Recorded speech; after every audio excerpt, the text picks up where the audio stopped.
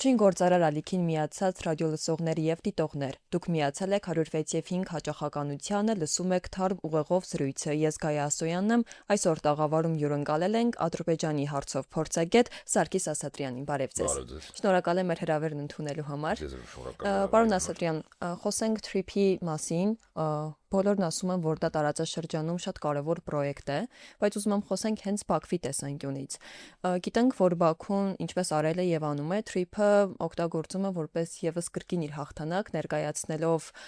Զանգեզուրի միջանցք եզրույթը, դա որակելով հենց միջանցք, բայց առհասարակ հաշվի չառնելով հայտարարությունները, փաստաթղթերը, Գետինի եւ Հողի վրա Բաքուն ինչ կարող է ստանալ TRIP-ից, ինչ օգուտ կարող է քաղել։ Տեսեք, ընդհանրապես Ադրբեջանի, ինչպես ընդունված է ասել,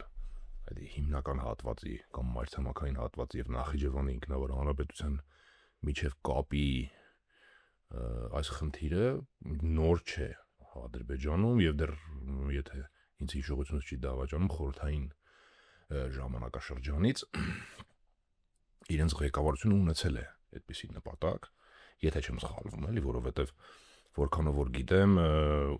փորձել են այն ժամանակ էլ Հայաստանի տարածքով ինչ որ ճանապարհ ստանալ, այդպես միջանցքի նման մի բան կառուցել, հա, եւ դա ոնց որ թե Հայաստանի ղեկավարության կողմից մերժվել է։ Այսինքն կա նման ինչ որ այսպես ասած նախապատմություն եւ մանավանդ այն ժամանակ այդ մի երկիր էր եւ այսպես ասած սահմաններ էլ որպես այդպեսին չկային հանրապետությունների միջև, հա Ադրբեջան տեսեք այն ժամանակվանից փորձում է այս հարցը ասում են լուծել։ Ինչ վերաբերվում է, եթե մի կողմ թողնենք բոլոր հայտարարությունները, փաստաթղթերը եւ տեսնենք թե ինչ կա ընդհանրապես գետնի վրա, սա ինչու է ինքը ներկայացնում որպես հաղթանակ, որովհետեւ կրկին Նախիջևանի հետ կապը եւ ընդհանրապես Նախիջևանի միջոցով Թուրքիայի հետ կապը եւ այսպես ասած այդ միջանցքը կամ ճանապարհը ստեղծելը իրոք եթե տեսնում ենք դա իրենց համար sense ասած դարավոր երազանքի պես մի բան է, որին իրենք ոնց որ թե կարողանում են հասնել։ Այսպես ասենք, հա, եթե նորից եմ ասում, եթե թողենք մի կողմ, ըստ էության ստեղ նույնիսկ միջանցք է, թե ճանապարհ է, թե ինչ ինքը կարգավիճակ կունենա, հա, չէ, իհարկե դա կարևոր է բնականաբար, բայց դրա մասին ուզում եմ խոսել։ Դա կարևոր է, բայց այստեղ խնդիրը հետեւյալն է, որ եթե մի կողմ թողենք այդ կարգավիճակի հարցը նույնիսկ, հա, ու այստեղ ստացվում է, որ ինքը նորից եմ ասում, կարողանում է հասնել իր արժեվ դրված նպատակին, այսինքն ստեղծել կապ, դուրս բերել ինքնավար հանրապետությունը այդ ոնց են ասում, փակ վիճակից, հա, որը արդեն խորհրդային միության փլուզումից հետո եւ Արցախյան պատերազմից հետո ստեղծվել էր, հա, ինչը նույնպես շատ կարեւոր է եւ բնականաբար այստեղ հիմնական առաջնային խնդիրներից մեկը Թուրքիայի հետ, այսինքն ցամաքային այդ կապի հաստատումն է եւ եթե օրինակի համար մենք ուշադրություն դարձնենք իրենց տիրույթում այդ քննարկումներին, հա, այսպես ադրբեջանական կտեսնենք որ իրոք հա մեծ ողջավորություն է առաջացնում որ հա պետք է այդ կապը ստեղծենք դա մեզ համար առաջնային բան է դա մեր հետագա այսպես ասած մեր զարգացման համար առաջնային նշանակություն ունի, հա, եւ այստեղ նաեւ խնդիրը այն է, որ տեսեք, մեզ մոտ օրինակ ձևակերպում է, որ դե հա, տարածաշրջանային ենթակառուցվածքներ են բացվում, լավ է, առևտուր կանենք, չգիտեմ, այս կանենք, այն կանենք, իրենց մոտ դա այդպես չի ներկայացվում, ամբողջ խնդիրը հենց դրանում է։ Ինչպես է ներկայացվում։ Դե տեսեք, ներկայացվում է, հա, ներկայացում է ռազմավարական եւ այստեղ բացի նրանից, որ ներկայացում է ռազմավարական տեսանկյունից, հա, այստեղ նաեւ առանձնահատուկ շեշտադրում է արվում այն փաստի վրա, որ չեզոքացվում է Հայաստանի եւ հայկականության այդ քաղաքական գործոնը, որը կարող է հետագայում իրենց համար սպառնալիք լինել, հա։ Պատահական չի, որ իրենք ասում են, հա, որ մենք պետք է հանգիստ կարողանանք ելումուտ ունենալ, հա, այսինքն իրենք անընդհատ եթե նկատել եք ներկայացնում են, որ ինչ ընդհանրապես սահմանային վերահսկողության մասին է խոսքը պետք է ունենա դա միջանցքի կարգավիճակ։ Այսինքն իրենք ժողովրդական լեզվով ասած պլանկան բարձր են վերցնում այս դեպքում։ Բայց նույնիսկ եթե ստացվի, չգիտեմ, թեկուզ ինչ որ ֆորմալ սահմանային, ասենք, չգիտեմ, անցակետեր դնել, զննել կամ չգիտեմ, այդպեսի պատրանք ստեղծել, որ իրենց ասենք օրինակ ապրանքները կամ մեքենաները, տրանսպորտային միջոցները զնվում են, մեկը իրենք ըստ էության իրենց այդ նպատակին հասնում են, հա։ Այսինքն դա Թուրքիայի հետ կապն է եւ եթե մի քիչ ավելի խորը նայենք հարցին Թուրքիայի տեսանկյունից եւ թուրք-ադրբեջանական այս ոնց որ ասում են դուետի տեսանկյունից դա բան է նաեւ թուրքական աշխարհի ճանապարհն իրենք համարում, այսինքն կապ ընդհանրապես Ադրբեջանի միջոցով Թուրքիայից էլ արդեն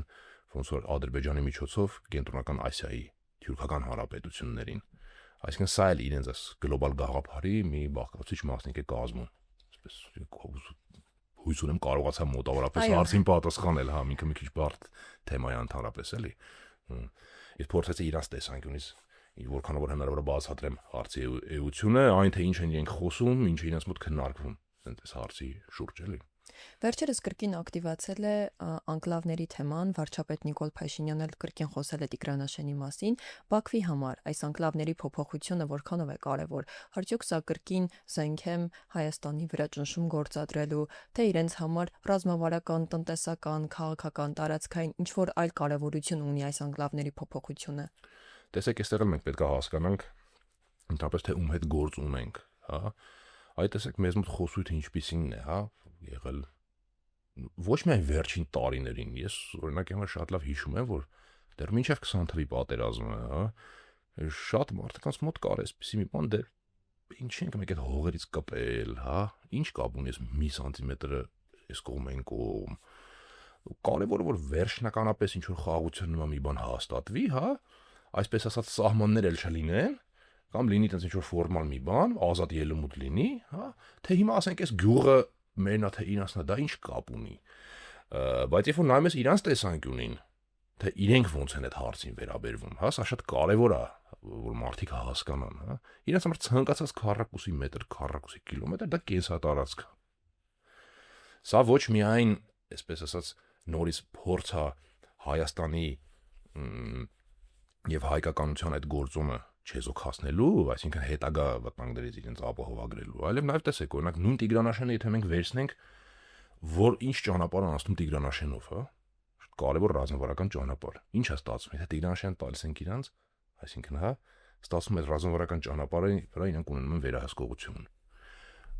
Տավուշի շրջանի գյուղերի մասին նույն բանը կարող ենք ասել, հա, այսինքն ռազմավարական վերահսկողություն Հայաստանում տեղի ունեցող շարժերի նկատմամբ։ Սա երևի այսպես կարող ենք ձևակերպել,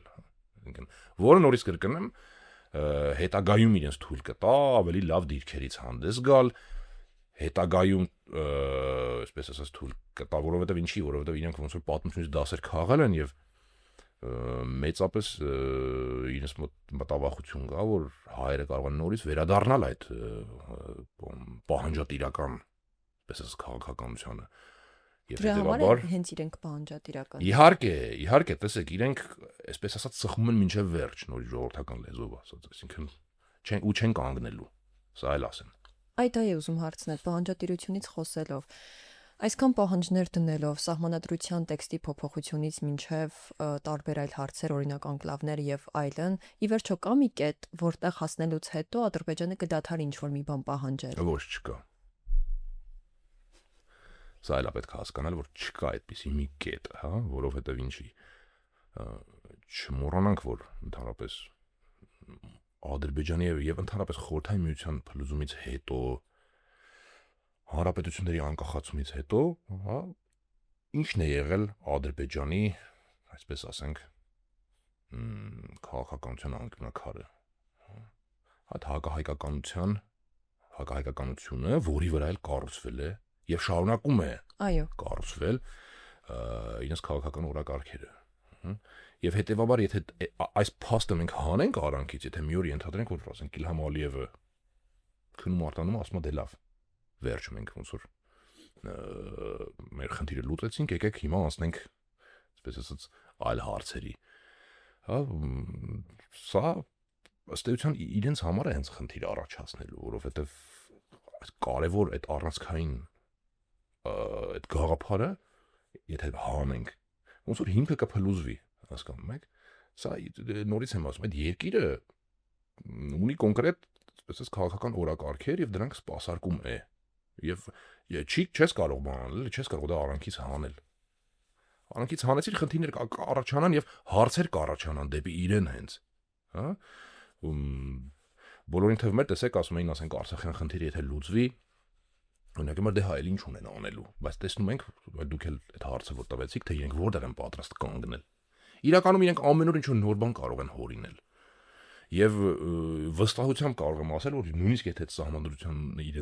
իրենց այսպես ասած հարմար իրենց քիմքին հարմար այդ տեքստի փոփոխությունը տեղի ունենա վստահ եմ հաջորդ օրը իրենք էլի ինչ-որ մի բան այսպես ասած կմտածեն, կմոգոնեն, նոր բան այսպես ասած ի հայտ կգա, հա։ Անդադ այդ նոր բաները ի հայտ բերելով, արդյոք չեն մտածում, որ ինչ-որ մի պահի Հայաստանը անընդհատ չի զիջի եւ չի գնա իրենց պահանջներին, իհարկե, իրենք վստահ են, որ հենց այդպես է։ Արդյոք իրենց պետք չէ այս խաղաղությունը, որ այսքան խոսում են։ Հիմա նայեք, երբ որ խոսույթը դու նայում ես, ընդհանրապես իրենց մոտ ինչ է կատարվում, հա, փորձագիտական դաշտում, հա, ու փորձագիտական դաշտում ասելով, այսինքն մարդիկ, ովքեր ոնց է իրենց մոտ քանի որ այսպես ասած քաղաքական ռեժիմը կառուցված է այնպես, հա, որ փորձագիտական հանրույթը չի գործում առանձին։ Այո։ Հա, դա ինչ որ նորություն ես չեմ ասում, դա բոլորին վաղուց պարզ է, հա։ Հետեւաբար եթե ուզում ես իմանալ թե այսպես ասած երկիրը եւ ռազմաքաղաքական վերնախավը ինչ է մտածում ու երբեմն նույնիսկ ասենք կարողա պաշտոնական անձանց, այո, պետական պաշտոն, այո, չհնչի, նայում ես այսպես ասած այս հենց փորձագետներին ինչ են իրենք ասում, հա, եւ ես օրինակ համար տպավորություն չեմ ստանում, որ իրենց մոտ կա ինչ որ չգիտեմ, դե լավ, որ ասում կռիվը արեցինք, իրար ծեծեցինք, վերջացավ եկեք նստենք սեղան, ասենք մի բաժակ բան խմենք, բան անենք, նշենք մեր խաղաղության։ Նման բան չկա, նման խոսույթ ես չեմ տեսնում։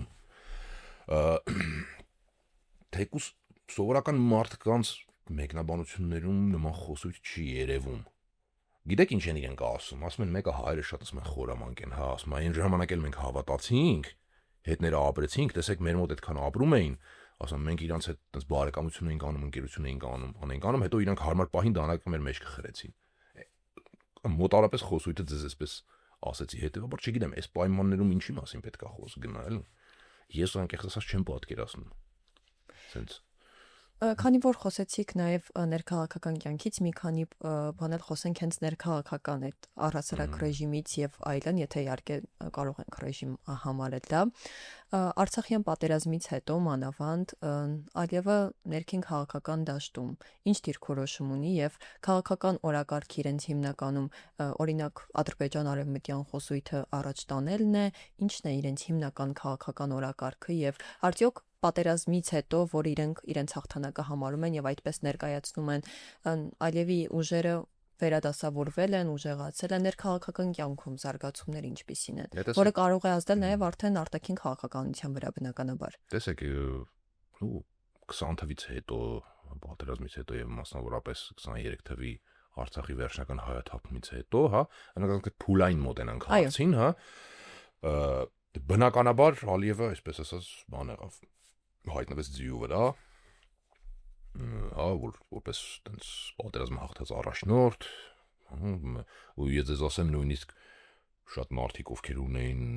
ընդդիմադիր հայացքներ, ասեցին դե լավ դե հիմա մարդը ասեց ու արեց էլի, ինքը խոստացավ եւ արեց, իսկ ով կարող էր դա անել։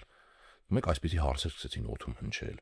23 թվականից հետո եղավ դրա, այսպես ասած, նոր ինչ որ տենց էյֆորիկ փուլը։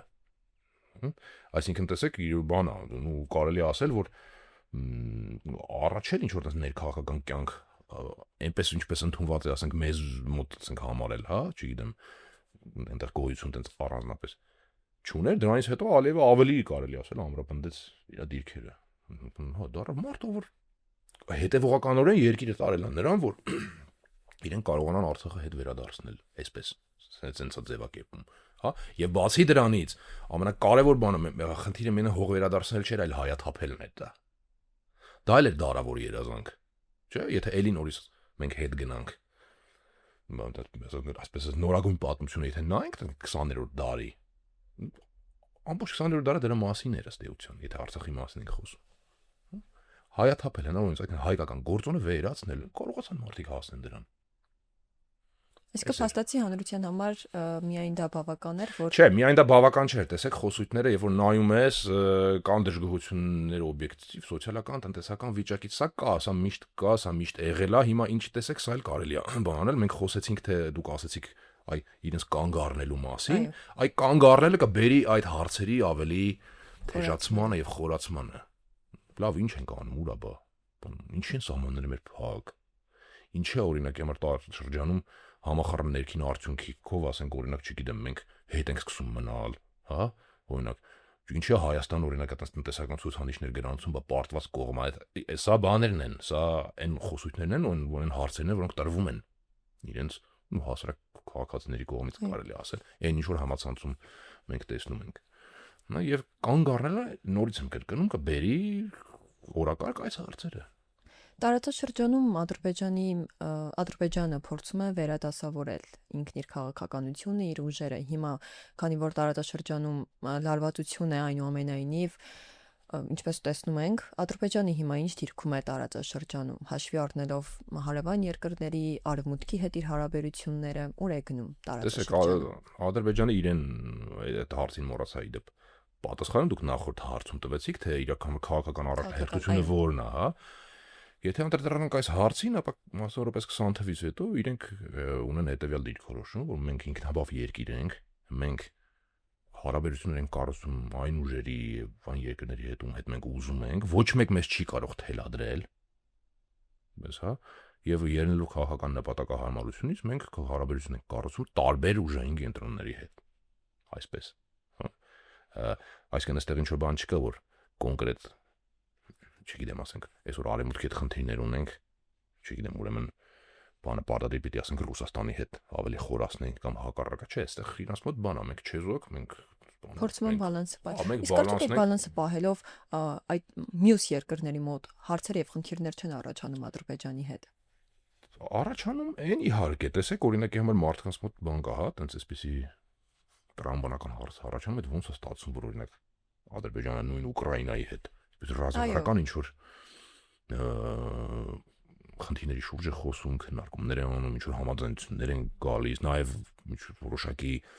այսպես ասած տեղեկություններ կան, որ ընդհանուր միջև զենք է տրամադրում, հա, ինչ որ հումանիտար օգնություն է տրամադրում, բայց ռուսերի կողմից դե տեսեք Բայց ռուսները դա չեն ենթարկում կոշտ քննադատության։ Այստեղ պետք է հասկանալ, որ Ադրբեջանի դիրքի Ադրբեջանը որովհետև ընկալում է որպես սուբյեկտ տարածաշրջանում, այսինքն անկախ սուբյեկտ, ում հետ կարող են լինել տարաձայնություններ, բայց պետք է իր հետ խոսաս, քննարկես, մտնես առևտրի մեջ։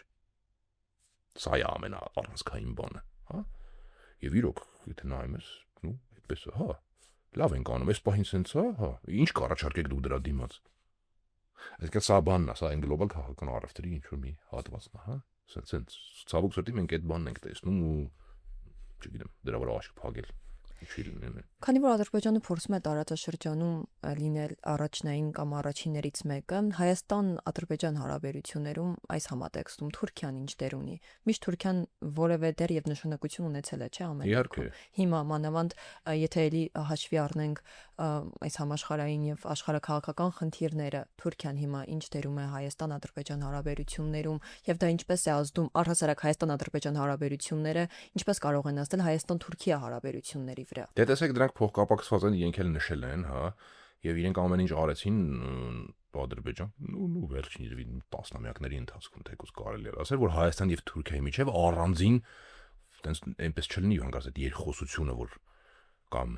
քննարկումները կամ բանակցությունները, որ կան Հայաստան եւ Թուրքիայի միջեւ, հանգած դուրս գա իրենց վերահսկողությունից։ Հա, կհիշենք թեկուզ այդ նույն այդ ֆուտբոլային այդ դիվանագիտության ժամանակները, հա։ Գիշենք իրենց կողմից դա հստակ աշխատանք տարվեց, որպեսզի հանգարց այնպես չլինի թուրքերը հայերի հետ պայմանավորվեն, մենք մնանք ասենց խաղից դուրս։ Հա։ Իսկ հիմիկվա արդեն Թուրքիայի քաղաքական վերնախավաբան լրիվ այդ գծի մեջ է, եթե մենք այսպես նայենք, հա։ Նու հələ որ վստահ եմ, եթե Թուրքիան ունենա իր շահերը, եթե կարողանա, այսպես մտածի, որ մի օր որ չէ, մենք կարող ենք հայերի հետ ասենք ինչ որ առանձին մի բան պայմանավորվել, դա ինքը կփորձի անել, դա չի հարց։ Հա։ Ի վերջո էլի չմոռանանք ինչքան սերտ հարաբերություններ կան, գոյություն ունեն շահեր, որ միշտ չի որ կարող են համընկնել։ Իսկ հիմա էլի Թուրքիայի ազդեցությունը Ադրբեջանի վրա մեծ է։ Ոչ միայն քննարկենք նաև ոչ միայն Հայաստանի հետ հարաբերություններում, առհասարակ տարածաշրջանում։ Տեսեք ինչու՞ն այստեղ խնդիրը, այստեղ Թուրքիայի ազդեցությունը միայն չի սահմանափակվում տնտեսական գործոնով, ռազմական գործոնով, ասենք, հա, ռազմական օրինակի համար ոլորտում գիտենք էլի ոչ մեկի համար գաղտնիք չի, թե այստեղ խնդիրը ընդվում ոչ միայն ռազմատեխնիկական համագործակցության մասին, հա, այլև ինչպես գիտեք, իրենց բանակին Թուրքիայի մոդելին անցնելու մեջ է, ինչը բնականաբար ենթադրում է բազմաթիվ, այսպես ասած, թուրք խորհրդականներ, Թուրքիայի ազատություն, այսպես ասած, թյուրքականության, այդ պանթյուրքիստական այդ գաղափարի ազատությունը, որ մենք համատեղ բան պետք է ստեղծենք, այսպես ասած, Թուրան, Մուրան, մի խոսքով չխորանամ այս հարցի շուրջ։ Այստեղ ավելի շատ նաև Թուրքիայի մշակութային ազատությունը կա, որը բավական ակտիվ տարածվում է ոչ միայն Ադրբեջանում, այլև թուրքական հանրապետություններում, չգիտեմ, այն որ ասում եմ, բոլորը գիտեն թուրքական սերիալները, հա, այդ պատմական աշխարհում քանի երկրում են ցուցադրում, այսինքն տեսեք իրենց մշակութային էքսպանսիան ինչ ակտիվ է, հա, այս առումով։ Հետևաբար ազատությունը բավական մեծ է, այո։ Այս դեպքում եւ նորից այս թեկուզ վերջին պատերազմն էլ իր մեծ դերը խաղաց, որտեղ թուրքերն էին, որ մեր մեջքի հետևը կանգնած էին, տեսեք։ Թուրքերը որ չլինեին, դե ինչ պիտի անեինք մոտարապես ասենք, հա, մարդիկ կանգնեցին, սովորացեցին, մեզ զենքը տվեցին, դե մենք էլ կարողացանք իրաց օգնությամբ։ Բայց կարծես թե Թուրքիա եւ Ադրբեջանի հարաբերությունները փոքր-ինչ լարված են, մանավանդ քանի որ դուք խոսեցիք այս Արցախյան պատերազմի մասին, երբ որ այլևս դա փորձում է ներկայացնել հենց իրենց հաղթանակը, նույն ժամանակ Թուրքիան եւ Թուրքիայի նախագահ Ռեջեփ Թայիպ Էրդողանը տարբեր հայտարարություններում հնչեցրել է դա, որ եթե մենք չլինեինք, հստակ ձևակերպումը չեմ հիշ, որովհետեւ վաղուց է եղել, բայց ամբողջ միտքը սա էր, եթե Թուրքիան չլիներ, Ադրբեջանը չէր կարող այդ հաղթանակը գրանցել։ Այստեղ պետք է նաեւ հասկանալ, որ խնդիրը նրանում է, որ մենք երբ որ խոսում ենք թյուրքական համագործակցությունից, հա, այսպես թուրանական այդ գաղափարախոսությունից, մենք ընկալում ենք առանցքային երկիր Թուրքիան, հա, որպես հենք Էրդողանին որպես այդ գաղափարախոսության հայր, եթե այդպես կարող ենք ասել, հա, բայց պետք է հասկանալ, որ Ալիևը ամենայն հավանականությամբ երկրորդ դերին այդքան էլ համաձայն չի, ինքը կուզենար ինքը լիներ։ Այո։ Բանը։ Այսինքն այդ հակասությունը կարող է այստեղից գալ։ Եվ իդեպ որ ասեցիք, հա, այդ խոսույթն էլ կար, որովհետև որ թուրքերը ասում են, դե հա, դե մենք ենք Արցախը բան արել, հետ բերել։ Հա, այնտեղ մարդիկ ասում են, մենք ենք կռվել։ Հա, հասկացանք օգնել եք։ Հասկացանք զենք եք տվել, մենք ենք չէ կռվել։ Մեր երեխեքն են չէ գնացել, բան արել, իրանք են զոհվել։ Ինչ եք հիմա դնում բան, այսինքն ասում է Այսինքն մեր արած, մեր զինվորների արածը դուք բան եք անում, մի կողմ եք դնում, արժի զրկում եք։ Նման խոսույթ կա իհարկե, սենց ասած, բայց դա տենց որ ասենք, տենց ինչ որ գերակշռողա չէ։ Կարող է դառնալ իհարկե մի օր, ես չգիտեմ, եթե ինչ որ տենց հակասությունները գնալով խորանան, բայց դե դուք որ խոսեցիք այդ բանի մասին, ուզեցի հենց այդ նշել էլի։ Կա որոշակ ինչ որ բան կա, բայց գերակշիռ չի այս դեպքում։ Ադրբեջան-Ռուսաստան հարաբերությունները փոքր-ինչ հասկացանք եւ այս թրիփի թեմայի շրջանակում նաեւ կարծում եմ կարեւոր է Իրանի հարցը։ Իրան-Ադրբեջան, Իրան-Հայաստան հարաբերությունները։ Այս համատեքստում տարածաշրջանում շատ մարդիկ հաճախ ասում են, որ թրիփը Իրանը կարող է ընկալել սպառնալիք եւ դա բնականաբար չի կարող դրական ազդեցություն ունենալ Հայաստան-Իրան հարաբերությունների վրա եւ առհասարակ հիմա Իրան-Ադրբեջան հարաբերություններում ինչպիսին է իրավիճակը, դա ինչպես կարող է ազդել թե թրիփի ամբողջական իրագործումից եւ իրականացումից հետո, թե առհասարակ տարածաշրջանում Ադրբեջանի դիրքերի ամրապնդելուց հետո։ Տեսեք, բացի ընդհանուր տնտեսական գործոնից, այսինքն հա գիտենք որ Ադրբեջանի եւ Նախիջևանի միջև կապը Իրանի տարածքով է եղել, ասենք ցամաքային, ոչ միայն ցամաքային, այլև ասենք օրինակ ինքնաթիռներ որ թռնում էին, գնացում էին Իրանի տարածքով։ Իհարկե, այստեղ Իրանը տավախություն ունի, որ այդ տնտեսական այդ լծակը կարող է ձեռքից բաց թողել, բայց այստեղ ավելի շատ ես ոնց հասկանում եմ իրենց անհանգստացնում է այն, որ սա մասնավորապես ամերիկյան կապիտալով արվող այո ծրագիր է, հա, եւ իրենք արդեն բաց ըստեյության խոսում են դրա մասին, հա, որ բայց չի դուք ամերիկյան կապիտալով որևէ բան անեք մեր սահմանների մոտ, սա է խնդիրը, հա, եւ հետո Իրանն էլի վերջո հասկանում է, որ սա ըստեյության պես թյուրքական միջանցքի պես մի բանի է վերածում, ինչի է ուժեղացնել Ադրբեջանի եւ Թուրքիայի դիրքերը։ Բնականաբար Իրանը սրանով անհանգստացած կարող է լինի, որովհետև անխափան կապը ցամաքային դա հենց դիրքերի ուժեղացումն է։ Այսինքն դա այդ դիրքերի ուժեղացման կարևոր ասած գործոններից մեկն է։ Եվ Իրանում այս բանը չեն կարող չհասկանալ, եթե խոսենք դրա մասին, հա։ Եվ նորից կրկնեմ, իրանք արդեն բաց տեքստով շատ բաներ ասում են։ Այն որ առաջ մի քիչ կարող է դիվանագիտական ինչ-որ բաներ շղարշներով քողարկեին, հիմա բոլորս էլ տեսնում ենք, թե ոնց են իրենց տարբեր բաներ պաշտոնական դեմքերը ասում են դա։ Այս այսինքն այստեղ բան, իսկ ինչ վերաբերվում է Իրանի եւ Ադրբեջանի հարաբերություններին, ուստեղ էս շատ բան չի փոխվել տարիների եւ տասնամյակների ընթացքում, որովհետեւ ըստ էության Ադրբեջանը ինքնին իր գոյությամբ արդեն սպառնալիքի պես մի բան է Իրանին, ինքը ստեղծվել է հենց դրա համար, որպեսզի սպառնալիքը լինի։ Եթե տեսնենք իր ստեղծման բանը, ստեղծվել է որպեսզի ինչ արի, որպեսզի Իրանի այդ հյուսային թուրքախոս Ադրբետականի նահանգը, որտեղ թուրքախոսներ են բնակվում, հետագայում հնարավոր լինի փոկել կպցնել սարքել մեծ այսպես կոչված Ադրբեջանը։ Եվ այնպես չի, որ իրենք օրինակի համար թեկուզ իրենց այդ քարոշչության մեջ դա չեն օգտագործում, դե մեր հողերն են, այնտեղ մեր հայրենակիցներն են ապրում, դե մի բան պետք է անենք, հա։ Եվ ժամանակ առ ժամանակ սա կարող է ուժ եղանա թուլանա քաղաքական նպատակահարմարության, բայց վերանալ չի վերացել։ Այսպես, հա, եւ նորից ասում Իրանում այդ ամեն ինչ տեսնում են եւ հասկանում են էլի։ Եվ Հայաստանը ըստ էության Իրանի կողմից ընկալվում է, ասում են, բնական պատնեշ այս ծավալապաշտական քաղաքականության դեմ։ Դրա համար է այսպես ասած, հա, մարդիկ ասում դուք Իրանը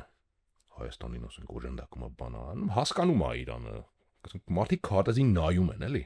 Երբ որ դու քարտեզին նայում ես, շատ բան པարզ է դառնում։ Մեզ մոտ այնպեսի տպավորություն է, որ մարդիկ քարտեզին չեն նայում ինչ որ բաներ ասելուց, հա։ Սովորական դպրոցական դասագիրք որ բացես կամ քաղաքական քարտեզ լավ բոլոր շատերի տներում կա։ Հիմա նայես մենք որտեղ են գտնվում, ինչ process-ներ կան, հա։ Սա ուղղակի այդպես հորդոր մարդկանց որ բացեք քարտեզը նայեք, տեսեք։ Մենք ինչ դիրքում ենք ու ինչ կարող է լինել, այսքան բան։ Չբացեմ ավել sense բաղացել էլի։ Շնորհակալություն շատ պարոն Ասատրյան, որ օգնեցիք հրավերը։ Հիշեցնեմ ռադիո լսողներին, որ դուք միացել եք 106.5 հաճախականությանը, կհանդիպենք